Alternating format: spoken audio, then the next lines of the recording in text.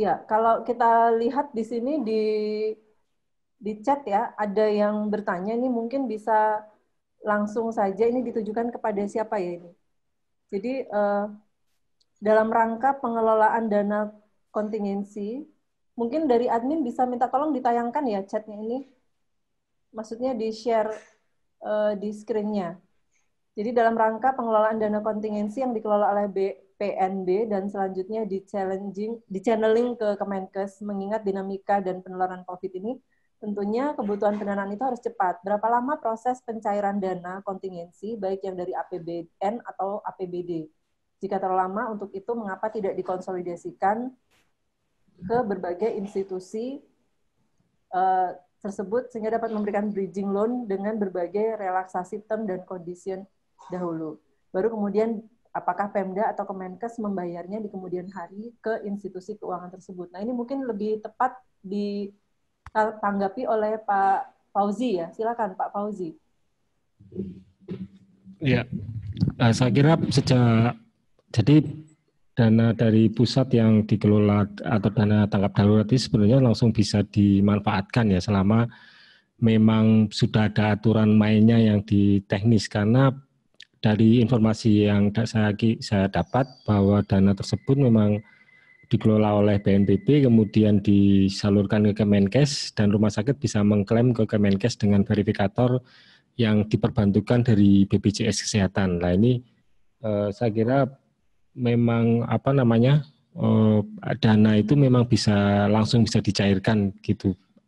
Artinya sebenarnya sudah ada aturannya dan dana itu tersedia di Kementerian Keuangan dan bisa dicairkan melalui BNPB sejak Presiden mendeklar bahwa dana KLB bahwa terjadi KLB dan dana itu bisa dicairkan.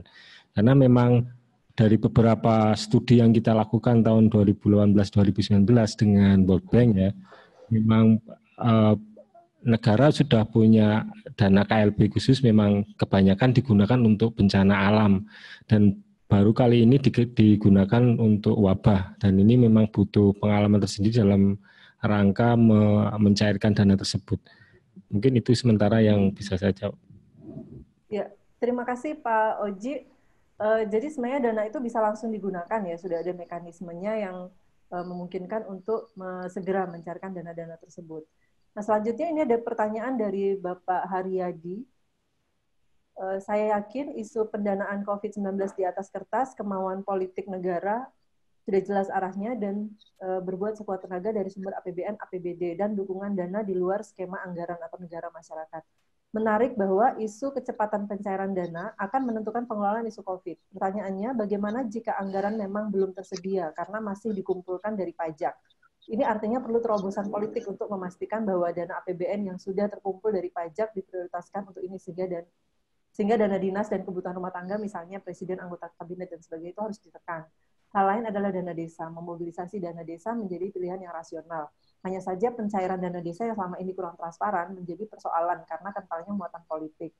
Terakhir soal aturan main. Aturan pelaksanaan Undang-Undang Nomor 6 2018 tentang Karkes masih belum tuntas untuk memastikan adanya kepastian pengelolaan isu COVID termasuk di dalamnya isu pembiayaan.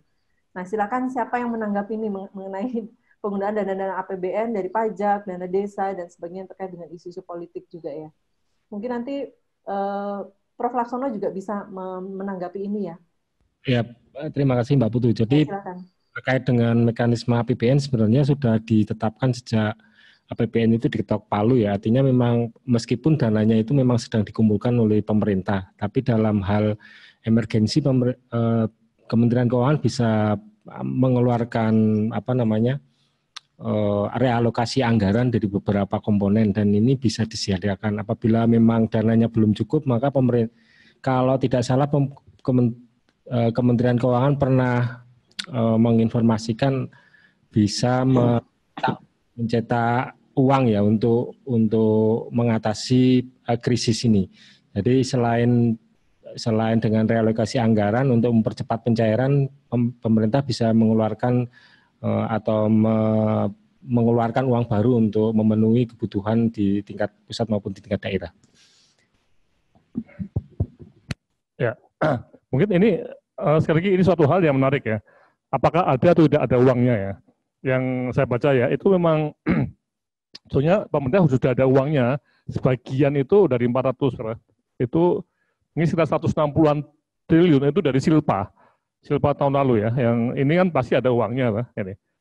Nah, kemudian yang lainnya dari merealokasi anggaran ya, karena ini kan apa yang disampaikan Pak Fauzi kan berada di Perpu ya, untuk merubah undang-undang masuk undang-undang APBN. Jadi itu sangat powerful ya.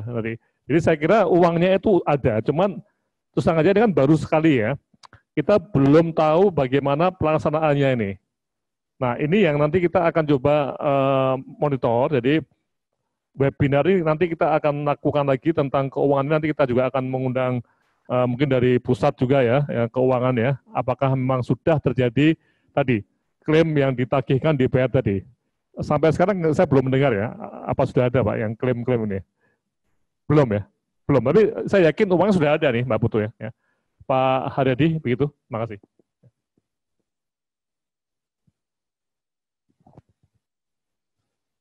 Terima kasih Prof. Laksono atas tambahan jawabannya tadi.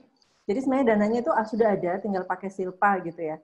Nah, pertanyaan selanjutnya yang dari Ibu Widya Hapsari ini tadi sudah ditanggapi oleh Pak Fauzi juga mengenai dana kontingensi tadi, sudah bahwa itu mekanismenya sudah ada, sudah bisa langsung digunakan. Mungkin ada pertanyaan lain?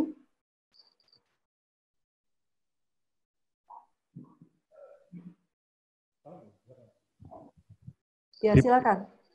Ini ya dari admin mungkin bisa menayangkan ya pertanyaan-pertanyaan yang masuk lewat chat.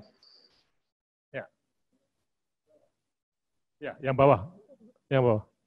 Yang ya.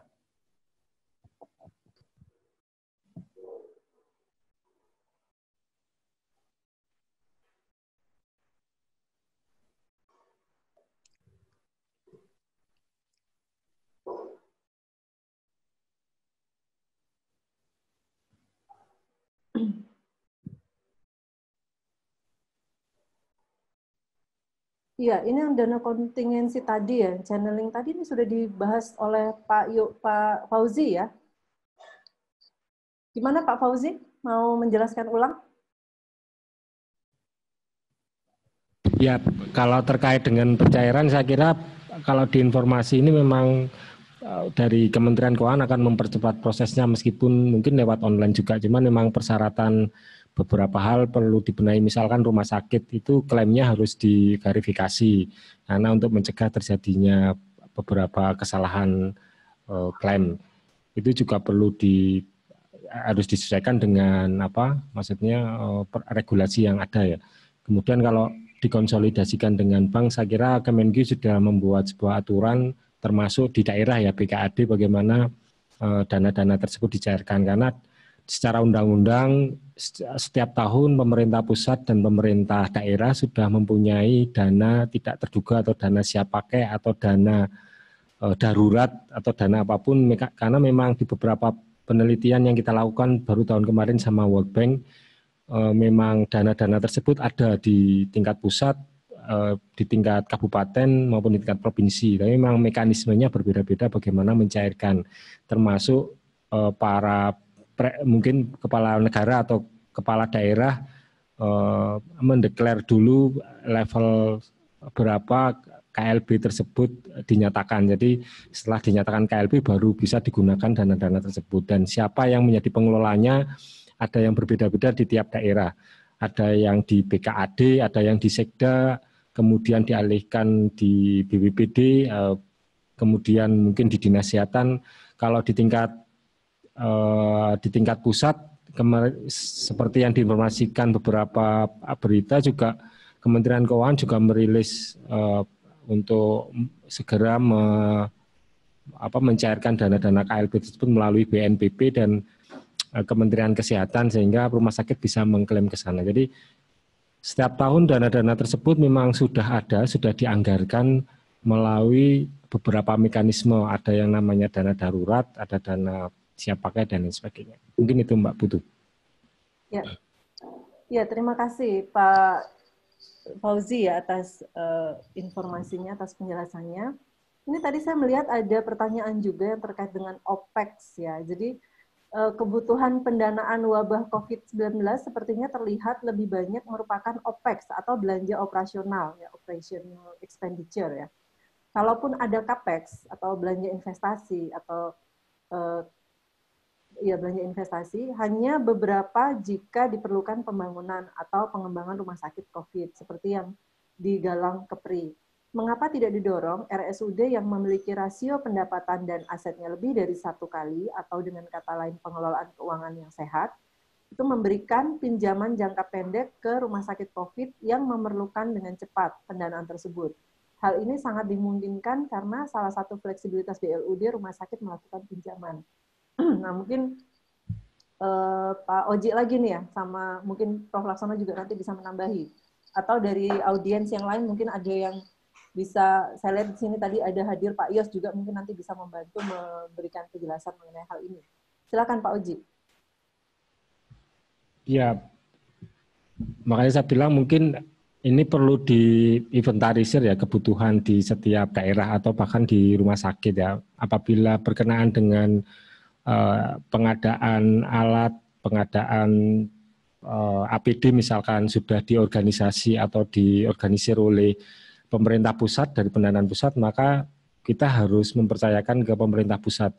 Meskipun memang dalam pelaksanaannya akan terjadi kelamaan ya pengadaannya, dan ini bisa kita perhitungkan. Apabila hal itu terjadi, maka kita bisa berkonsultasi dengan dinas kesehatan setempat, apakah memang akan didanai oleh pemerintah daerah untuk belanja pengadaan peralatan. Kemudian untuk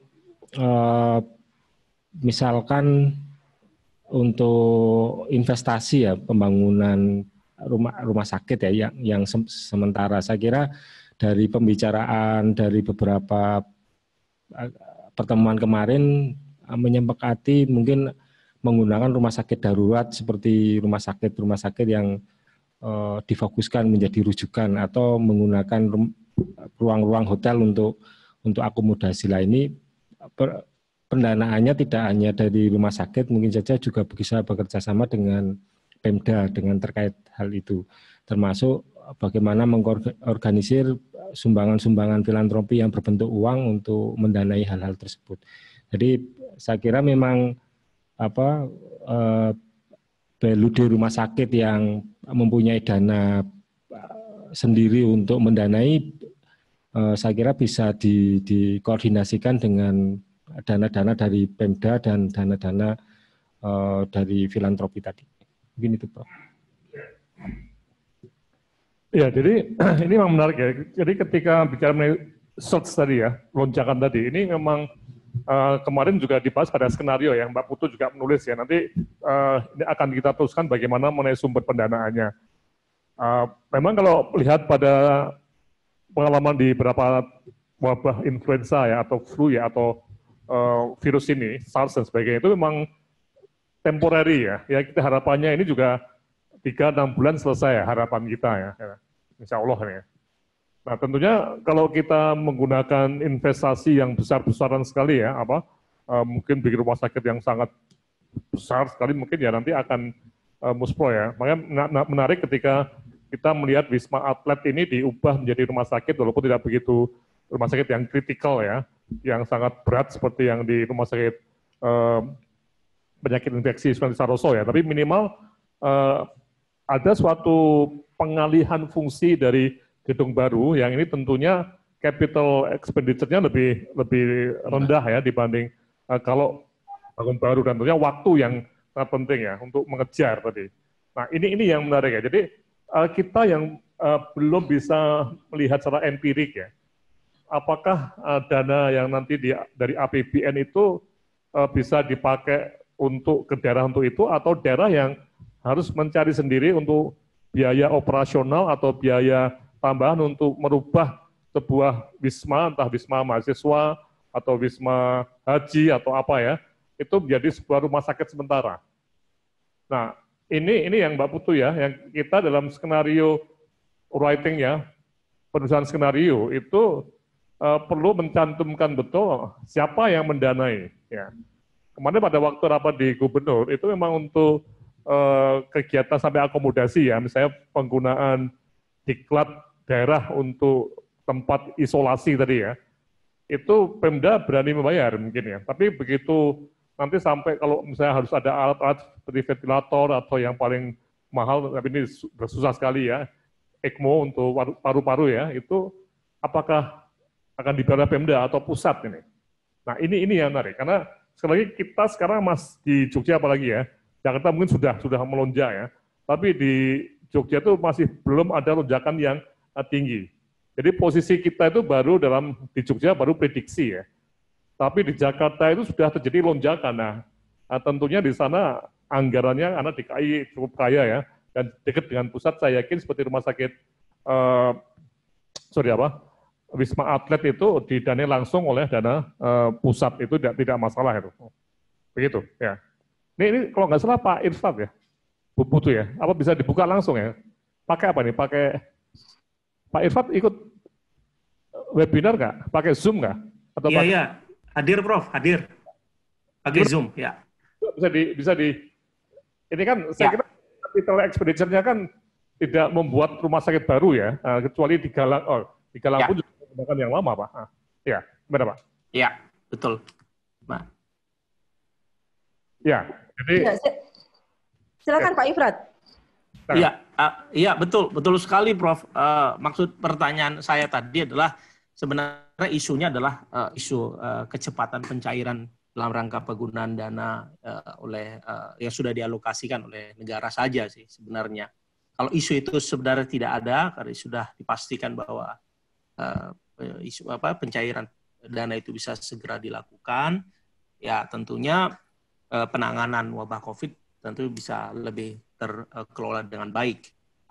Tapi kalau seandainya kemudian kita search-nya ini kita tidak bisa di luar daripada apa yang kita perhitungkan, sehingga memang mau tidak mau dituntut ada semacam belanja sedikit, bukan belanja masuk ke OPEX, tapi belanja investasi, walaupun investasinya ini bukan investasi yang benar-benar secara economically dan financially kita lihat secara untungnya gitu, tapi tetap ada tercatat sebagai investasi belanja modal di dalamnya begitu kan. Nah, apakah memang sumber pendanaan yang ada melalui tadi yang sudah disampaikan, baik dari mekanisme APBN, APBD, dan termasuk juga filantropi, itu sudah cukup mampu dan atau memang sudah crowded sekali memang fund yang tersedia untuk COVID. Nah, itu mungkin PR selanjutnya, Prof, yang menjadi monitoring kita dalam waktu seminggu 2 minggu ini sekaligus melihat trennya. Ya, saya pikir itu dulu, Prof. Ya, betul Pak Ivan. Dan ini yang menarik ya. Jadi kita ini saya sebagai akademisi itu juga sangat kurius, ingin tahu juga bagaimana kedepannya ya. Jadi kalau kita lihat dari konsep yang financing itu bisa kombinasi. Karena seperti contoh di UGM ya, ini UGM juga menyediakan rumah dinas yang kosong untuk keperluan tempat singgah sementara bagi para dokter Sajito misalnya. Oh, suatu ketika juga ada hotel mana ya. Kemarin saya mau berenang di Hotel Santika, ternyata tutup satu hotel, Pak. Ya. Nah, juga sudah ada berita juga di Jakarta, hotel tertentu mereka siap untuk dijadikan tempat bagi tenaga medik ya. Ini kan satu filantropi juga, Pak ya. Nah, tapi dikombinasi dengan dana pemerintah juga. Nah, ini yang menarik. Jadi para peneliti keuangan itu bisa melihat ini sebagai suatu model public private partnership tapi dengan kecepatan. Betul. Mungkin boleh saya nambahin sedikit, Prof. Sebenarnya kalau kita mengutip apa yang sudah disampaikan Ibu Sri Mulyani terkait bahwa Presiden sudah mengeluarkan instruksi Presiden nomor 4 tahun 2020 terkait refocusing dan realokasi anggaran COVID-19, juga diminta juga bagaimana lembaga-lembaga keuangan melakukan relaksasi, Prof. Berbagai relaksasi pada fasilitas pembiayaan yang sudah digelontorkan kepada pihak swasta. Nah, mungkin bisa jadi kemudian bank-bank yang memberikan pinjaman kepada yang saat ini sudah ada itu ya kredit mikro di bawah 10 miliar, OJK sudah memberikan izin untuk melakukan deferred payment interest untuk ditangguhkan dalam 1 tahun ke belakang. Sehingga mereka punya ruang yang cukup mungkin untuk bisa membantu penanganan COVID-19. Maksud saya bahwa memang pendekatannya memang harus secara sistemik dan struktural seperti ini, Prof. Nggak bisa juga kalau kita hanya sangat parsialis dan sangat sporadis melihat sumber-sumber pendanaan tanpa kita konsolidasikan dalam satu kelembagaan pengelolaannya lah, kira-kira kayak gitu deh. Setuju, Pak. Ya, terima kasih Pak Ifrat ya atas komentar dan masukan-masukannya, juga Prof. Laksono.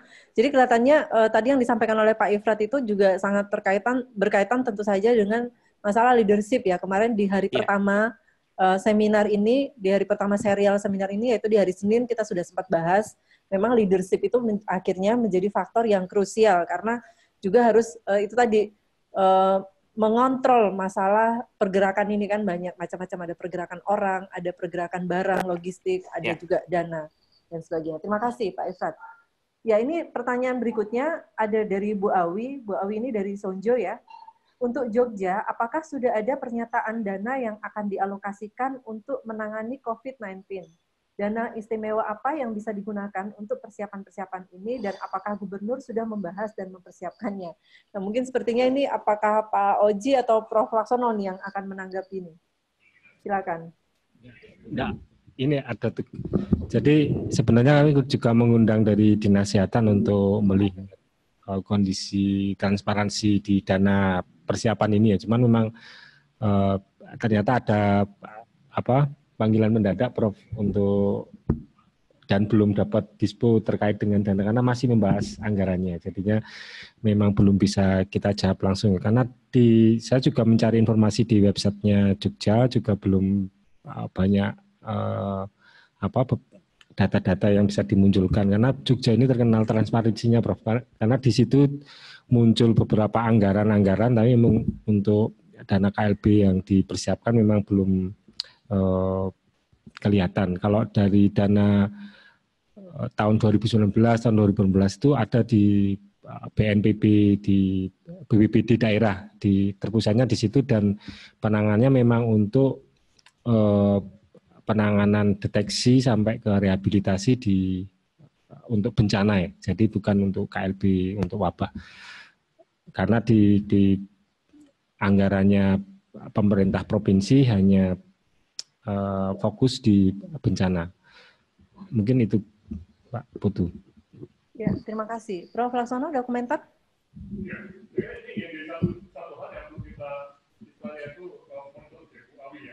Maaf, suaranya masih kecil, Prof.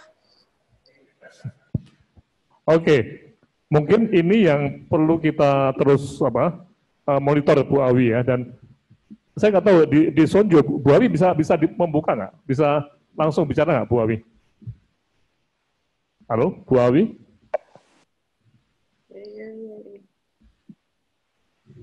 Iya Pak. Ya. Ya, Pak. Bu Awi, ini yang jadi satu dari tadi yang Pak Rimawan juga menyatakan ya. Sebenarnya bagaimana manajemen keuangan itu dalam bencana. Ini pengalaman kami di Aceh dulu ya, saat tsunami itu bantuan termasuk Inatura obat itu bisa besar sekali dan bisa numpuk di satu tempat ya. Atau uang itu juga bisa besar sekali, tapi nggak efektif ya. Oke, nah sekarang dari Sonjo sendiri itu apakah ada suatu rencana untuk mulai membuat semacam database untuk filantropi ini ya? Ini misalnya saya dengar rumah sakit PKU misalnya Muhammadiyah sudah dapat 500 juta nih. Kalau Pak Joko ada nggak di sini ya? Ya, jadi akan ada transparansi, misalnya Panti Rapis sudah dapat berapa, ya? Lalu dari mana dapat berapa, ya? Bisa dipahami ya, Bu? Iya. Nah, apakah ada model IT yang bisa menggambarkan situasi filantropi dan keuangan negara tadi, termasuk pemberian Inatura, misalnya satu rumah sakit ternyata APD-nya sekarang bertumbuh-tumbuh misalnya, ya? Bagaimana Ibu Abi? Iya Pak, kelihatannya sih belum sampai ke sana Pak.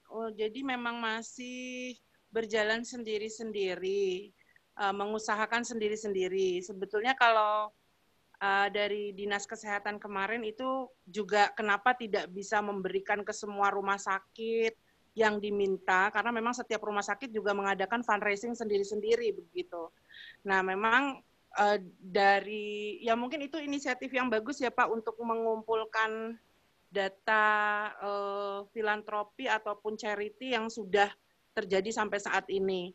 Nah, untuk bisa melakukan dengan lebih baik itu juga kalau sudah keluar misalnya ada informasi dari transparan dari pemerintah, dari gubernur gitu tentang alokasi-alokasi dana yang akan di cover, sehingga kan kita tahu ada gap yang tidak di cover dan itu yang harus diusahakan dari sisi masyarakat misalnya begitu.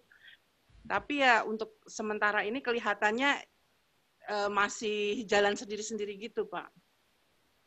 Ya, saya dengar Sonjo sudah mempunyai mapping digital ya, peta digital bersama MIPA. Nah, apakah, nah ini kemarin juga di Gubernur juga menyatakan sangat menerima apps atau program yang bisa digabungkan dengan Pemda. Misalnya Sonjo membuat suatu apps, peta, se-DIY ya misalnya ya. Kemudian semua rumah sakit yang menerima filantropi itu diwajibkan untuk report.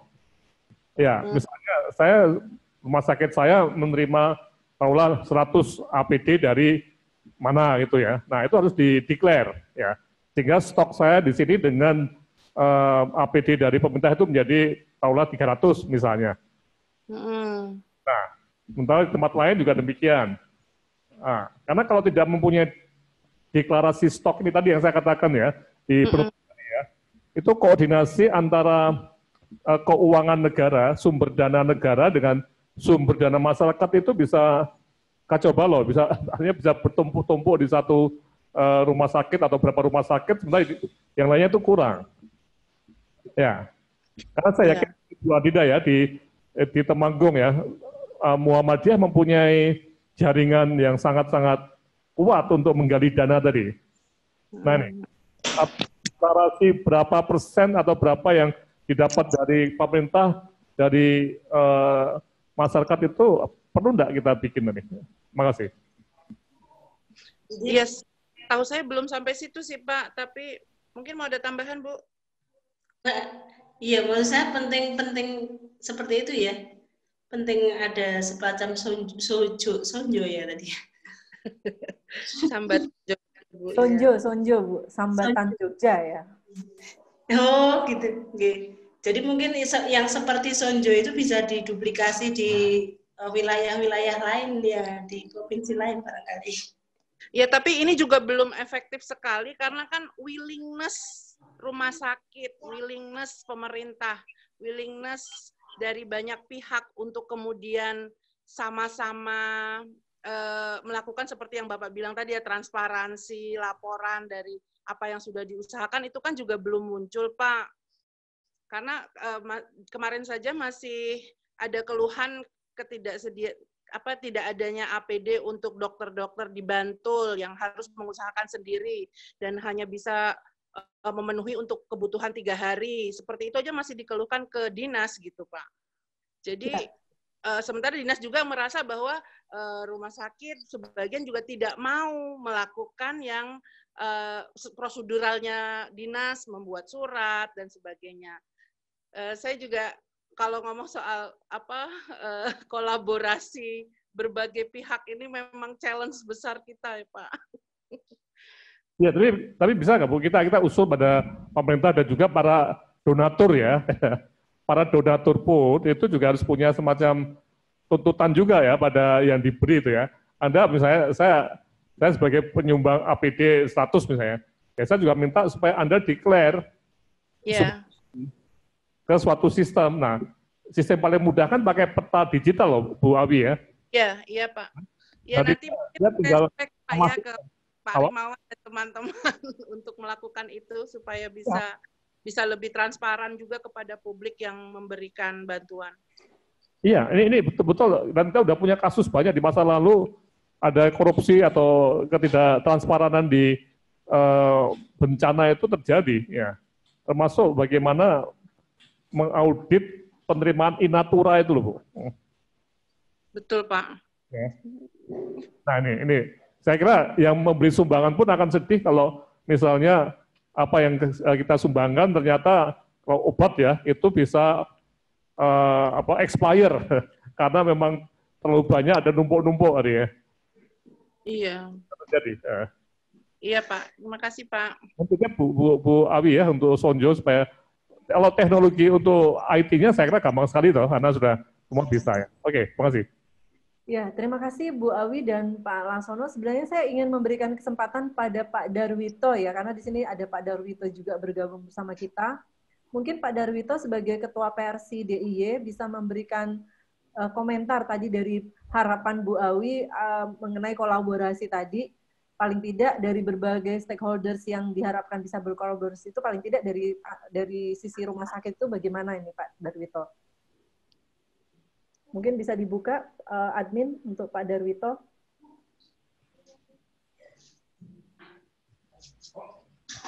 Sudah offline Bu Putu, sudah offline. Sudah offline ya. Oh baik. Soalnya akunnya masih ada di situ. Oke, kalau gitu mungkin kita hold dulu ini ya soal ini karena kita juga masih ada pertanyaan-pertanyaan lain yang mungkin perlu ditanggapi oleh narasumber. Ini dari Ibu Lea Suganda. Dengan begitu banyaknya platform charity yang sudah ada, apakah role dari BNPB? Apakah BNPB juga mempunyai fungsi monitoring kebutuhan tersebut? Jika tidak, siapa sebenarnya yang memonitor kegiatan filantropi? Apakah ada kewajiban dari filantropi untuk melaporkan donasi yang sudah disampaikan kepada beneficiary? Tadi mirip sama yang disampaikan Prof. Laksono ya, harapannya bahwa ada dari donaturnya bisa meminta pada beneficiary-nya ini untuk transparan juga melaporkan perkembangan. Mungkin Dr. Yodi apakah masih bergabung bersama kita untuk menanggapi ini? Bu Yodi sudah ada praktek nih. Sudah tidak. Ya, silakan mungkin Prof. Laksono, silakan Prof. Ya, boleh ya. Nah, ini yang memang jadi salah satu catatan penting ya. Ibu Lia bisa dibuka nggak mic-nya? Boleh ya? Iya, Prof. Oh, boleh ya? Ya.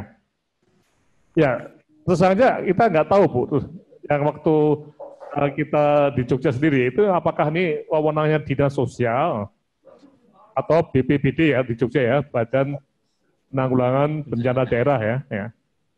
Nah, tapi sampai sekarang sepemahaman saya ya, kami sudah terlibat dalam bencana itu zaman Aceh 15-16 tahun yang lalu, sampai sekarang itu belum ada satu lembaga yang mengawasi ini deklarasi dari penerima filantropi ini ya. Iya, Prof. Kewajiban ini mungkin sudah saatnya ya Bu ya. Iya. Tapi saya belum tahu nih ada aturannya nggak Pak? Aturan tentang kewajiban untuk melaporkan donasi ini ada nggak? Itu makanya perlu di ini Prof. Siapa yang menjadi koordinatornya? Karena selama itu dikelola sendiri-sendiri yang menjadi tanggung jawab yang mengelola donasi itu Prof, untuk melaporkan. Jadi kalau satu daerah nggak dikumpulkan di lembaga, misalkan BNPB yang mungkin nggak bisa ngomong. Kalau mungkin Biolia punya ide nggak Bu Pulia? Iya Prof, karena saat ini kan memang USAID juga sedang mencari pola ya Prof, bagaimana dalam arti mengorganisir bantuan-bantuan ini. Mungkin salah satu yang memang perlu dipertimbangkan adalah yang tadi disampaikan oleh apakah memang diperlukan adanya teknologi platform ya yang bisa dalam arti tidak perlu melaporkan secara direct tapi dalam arti online ya. Mungkin juga charity-charity ini juga kan mungkin ada consideration yang lain yang mungkin saja mereka juga bahkan kalau misalnya koordinasi aja mungkin mereka tidak mau berkoordinasi ya. Karena mereka pengennya langsung menyerahkan donasi itu kepada rumah sakit ataupun orang-orang yang memerlukan seperti itu. Jadi memang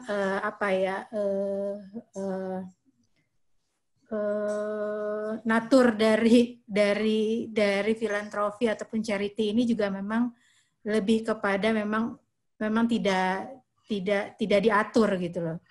Mungkin lebih ke voluntary itu tadi Pak Prof. Jadi Tapi kan mungkin dari pemerintah juga harus ada yang namanya payung hukumnya, karena yang itu untuk menghindari trapping ataupun penumpukan donasi ataupun charity tersebut.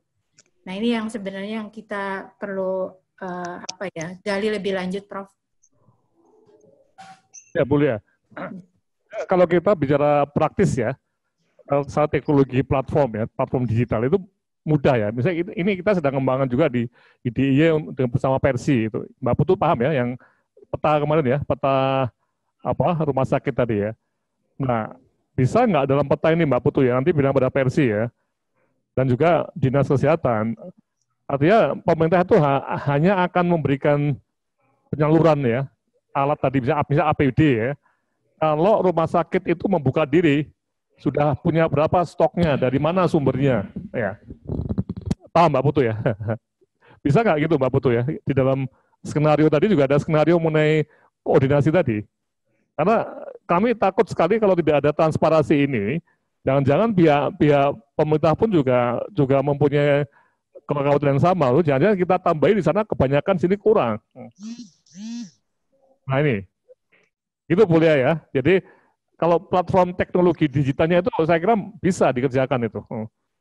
Cuman willingness untuk mewajibkan supaya mendeklar itu loh, menyatakan itu yang perlu kita. Kami ya. Bu Adida dari Rumah Sakit Muhammadiyah bisa nggak bikin deklarasi itu, Bu Adida?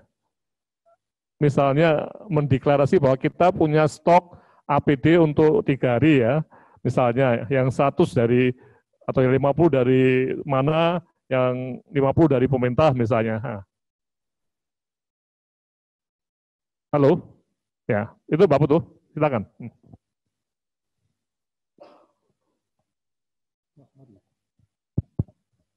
Mbak Putu, Pati. Maaf. Ada Prof. Yati juga bergabung bersama kita. Barangkali Prof. Yati bisa memberikan komentar juga ya terkait dengan hal ini. Silakan Prof. Ya. Terima kasih. Assalamualaikum, selamat sore. Saya mau share sebentar menanggapi dan pengalaman dengan Prof. Laksono. Jadi kami kemarin juga bergerak untuk Sarjito dan rumah sakit yang AMC. Akademik ya. Jadi intinya bahwa mengapa rumah sakit itu bergerak mencari dana, karena memang filantropi itu bagaimanapun juga start dari yang ada hubungan. Seperti dulu Prof. Laksono, karena kami punya kolaborasi dengan Melbourne Uni, begitu ada tsunami langsung dihubungi dan kami membuat proposal 1 hari dapat dana, dari situ anak beranak. Nah, kemarin kami coba 10 kolaborator kami internasional, mereka mengatakan mereka sendiri shortage karena ini pandemi. Jadi mereka juga cari dana, tetapi mereka menjanjikan nama kami dimasukkan di situ pada waktu dia mencari dana. Jadi komentar kami memang tidak bisa selalu pencarian dana itu ada hubungan lah. Filantropi pun mereka tahu dan trust. Tetapi kemudian kami setuju, dibuka lah. Saya kira itu, dan kami juga saat ini sedang menunggu 10 kolaborator kami yang berjanji mencarikan dana. Dengan catatan mereka juga mencari dana karena mereka juga kekurangan. Saya kira itu. Terima kasih. Assalamualaikum warahmatullahi wabarakatuh. Ya, masih Bu Yati ya. Bu Yati. Jadi ini menarik Mbak Putu ya. Kalau kita lihat secara global itu, filantropi global kan juga menghadapi ya di Jerman, mana-mana itu kekurangan juga. Ya. Ini satu test case juga ya. Test case apakah filantropi lokal ini, Pak Yudi udah ada ya, Pak Yudi ya? Pak Yudi sudah bergabung, Prof. Siap memberikan komentar juga. Ya. Filantropi lokal maksudnya domestik itu bisa nggak menggantikan ya? Karena ada satu penelitian untuk filantropi Islam ya, itu sekitar 250 triliun itu, potensinya dari zakat, dari sedekah dan sebagainya ya. Itu cukup banyak. Dan itu berulang-ulang, dia ada satu siklus ya yang terus 250 triliun ya. Nah, bisa nggak nih? Gimana Pak Yudi ya? Kira-kira domestik ini gimana? Baik, terima kasih Prof.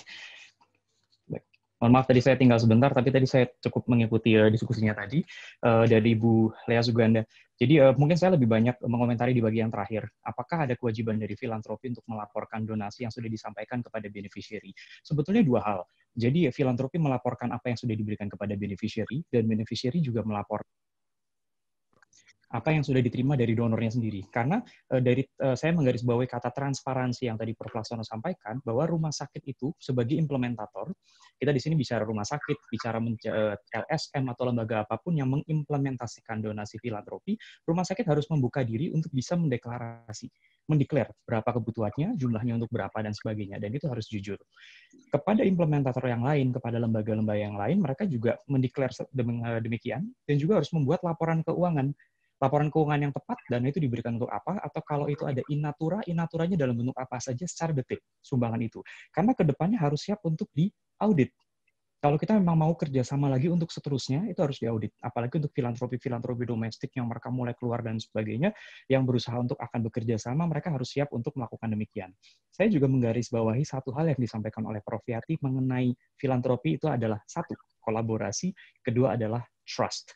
Dan dari transparansi ini akan timbul trust dari donor kepada beneficiary dan juga sebaliknya. Dari saya itu. Terima kasih. Ya baik, terima kasih Pak Jody ya atas komentarnya terhadap pertanyaan Ibu Lea Suganda tadi. Nah yang menarik tadi komentar dari Pak Laksono mengenai filantropi lokal ini. Mungkin Prof. Yati ada komentar lagi. Ya, silakan Prof. Yati. Prof. Laksono, saya selalu yang digarisbawahi Dr. Jody itu betul. Filantropi internasional karena pengalaman mereka besar sekali dananya, tapi ternyata mereka juga terpuruk dengan mereka juga mengalami yang sama. Saya sudah menghubungi filantropi lokal yang selama ini memberi kita lumayan dana-dana. Nah, tetapi mereka juga mengatakan mereka sekarang juga sedang chaos. Ada dua yang kami hubungi sudah. Dan pertanyaan yang kedua, transparansi ini kepada siapa? Begitu. Selama ini saya selalu mencari maaf dari pribadi, karena memang mereka trust-nya pada pribadi. Tetapi saya berikan kepada institusi di mana saya mengabdi. Fakultas Kedokteran, sekarang ke Fakultas Kedokteran bersama dengan Rumah Sakit Sarjito membuat suatu forum. Dan kami minta izin untuk ikut di dalam tim usaha, dan kami sudah bergerak baik internasional maupun lokal. Mereka juga sangat-sangat suffer karena pandemi internasional, pandemi ini sifatnya global. Ini kondisi yang sekarang tidak semudah waktu tsunami. Terima kasih. Ya, terima kasih Prof. Yati. Jadi memang ini satu lagi tantangan ya bagi kita yang sedang menghadapi pandemi virus ini, karena kalau bencana alam misalnya yang terkena bencana korbannya saja gitu, sedangkan para penolongnya baik itu tenaga medisnya, donatur-donaturnya itu tidak terkena dampak. Tapi sekarang dengan adanya pandemi virus ini, yang tadinya mau menolong bisa terkena juga. Artinya tenaga kesehatan juga terpapar risiko kena virus, kena penyakit. Lalu donatur-donaturnya juga karena bisnis ini banyak berhenti ya, banyak yang slow down gitu, akhirnya perekonomian tidak berputar, akhirnya semua orang juga membutuhkan sumber dayanya masing-masing. Saya terima kasih Prof. Yati atas jawaban 10 dari internasional, 2 dari nasional yang selalu memberikan dana dan cukup besar. Terima kasih. Ya, terima kasih Prof. Yati. Mungkin ada komentar lagi dari audiens. Tadi saya melihat ada Pak Parulian Simanjuntak ya, yang menyatakan bahwa bukankah biasanya penerima bantuan itu yang mengumumkan apa yang diterima dari siapa? Nah, mungkin ini Dr. Jody bisa memperjelas ini. Baik, terima kasih. Bukankah yang dari beneficiary melaporkan dia menerima dari siapa? Betul. Kalau kita melepas lagi terminologi filantropi charity dengan CSR, kita kembali ke bagian CSR. Beberapa perusahaan memberikan dengan CSR, kemudian dia sudah memberikan kepada siapa? Karena itu berfungsi dalam tanda kutip mereka mengharapkan tax deduction. Jadi kalau dengan misalnya tax deduction, maka mereka harus melaporkan saya sudah memberikan kepada siapa, ini dan sebagainya, dan apa yang sudah saya berikan kepada masyarakat, karena itu terkait dengan laporan kewajiban CSR dari perusahaan-perusahaan yang punya dana. Dari saya di situ. Terima kasih. Ya.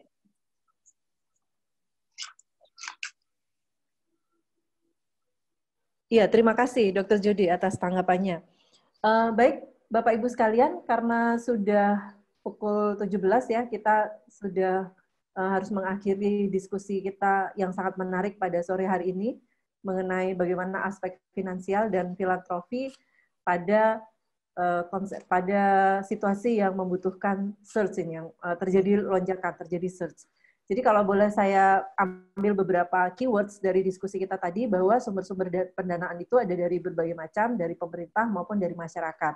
Nah, yang dari pemerintah ini ada mekanismenya, meskipun mungkin ada beberapa birokrasi yang harus dihadapi, tetapi harusnya pada situasi yang emergensi ini ada cara-cara khusus yang bisa digunakan untuk mengakses pendanaan pemerintah tersebut.